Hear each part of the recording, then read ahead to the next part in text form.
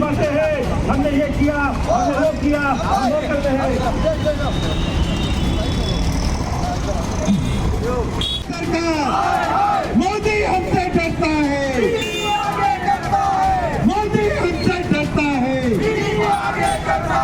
इसी शहर में दो ऐसे नेता हैं जिनके ऊपर एक के ऊपर ईडी लग चुके हैं, इनके ऊपर लगनी चाहिए, उनके ऊपर किसी तरह की कोई कार्रवाई नहीं की जा रही है। मीरा भाईंदर शहर में एनसीपी नेताओं व कार्यकर्ताओं ने गधे को साथ लेकर मोर्चा निकालकर सरकार को जगाने का संदेश दिया है। उनका कहना है कि बीजेपी की सरकार मनमानी कर रही है, ईडी की डर दिखाकर सबको अपने पार्टी में जोड़ना चाहती है। बीजेपी के कार्यकर्ताओं पर कार्रवाई क्यों नहीं होती? अब यह गधा ही सरकार को जगाएगी, इसलिए हम गधे को साथ लेकर मोर्चा निकाल रहे हैं। वहीं आपको बता दें कि इस मोर्चे में एनसीपी नेताओं ने मोदी हमसे डरता है, ईडी को आगे करता है जैसे नारे भी लगाए।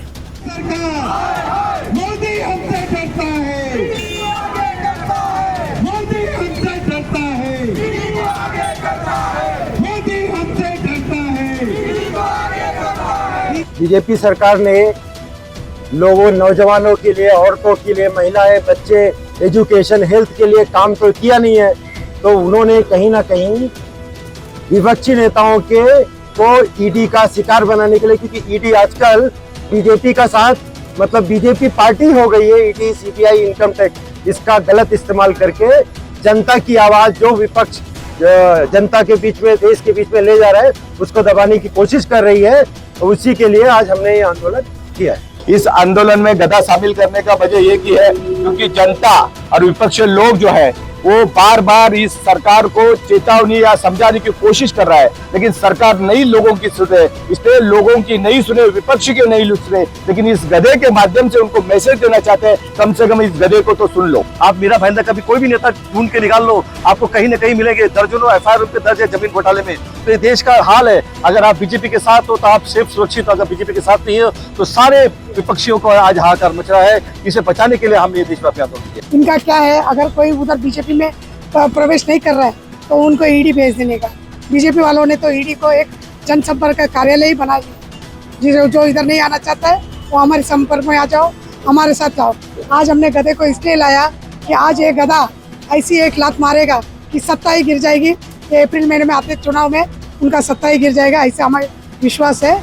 राष्ट्रवादी कांग्रेस पार्टी की विजय है। सर का जो आंदोलन है, ईडी के द्वारा आदरणीय रोहित पवार को परेशान किया जा रहा है। इसी केस में कम से कम 12 लोगों के नाम है जो आपको मैं पढ़ के सुना रहा हूँ। अमर सिंह पंडित, सुनील फुंदे, नितिन पाटिल, माणिकराव कोकाटे, रामप्रसाद बोर्डीकर, शेखर निकम, विजय सिंह मोहिते पाटिल, राजन तेली, दिलीपराव सोपल, आनंदराव अड़सुल, धनंजय दलाल, ये लोगों के नाम है। ये लोग भाजपा में गए, इसलिए वो गंगा नहा गए। इनके ऊपर कोई कार्रवाई नहीं की जा रही है। सिर्फ रोहित पवार उनके अगेंस्ट लड़ रहे हैं, इसलिए उनको या तो जेल जाओ या हमारे साथ में आ जाओ। ये नीति भाजपा सरकार अपना रही है, विरोधियों को दबाने की कोशिश कर रही है। अब पूरे देश में देख रहे हो, कल सोरेन को अरेस्ट किया गया, हेमंत सोरेन को कल अरेस्ट किया गया, केजरीवाल को परेशान किया जा रहा है।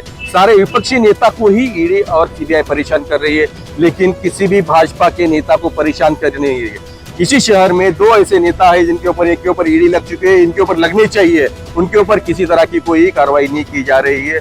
पूरे देश में सिर्फ विरोधियों के ऊपर परेशान किया जा रहा है। इसलिए ईडी सरकार के खिलाफ आज हमारी पार्टी ने जो आंदोलन किया है, उससे हम संदेश देना चाहते हैं। इसमें हमने एक गधे को भी लाया है, विपक्ष को नहीं सुन रही है, जनता को नहीं सुन रही है, कम से कम इस गधे को सुनेगी। इसलिए हमने गधा लेकर गधे के माध्यम से हम आदरणीय तहसीलदार, अपर तहसीलदार साहब को निवेदन दे रहे जो कि ये सुने और कुछ सुधरे, कुछ देश के लिए अच्छा करे, ना कि विरोधियों को परेशान करे।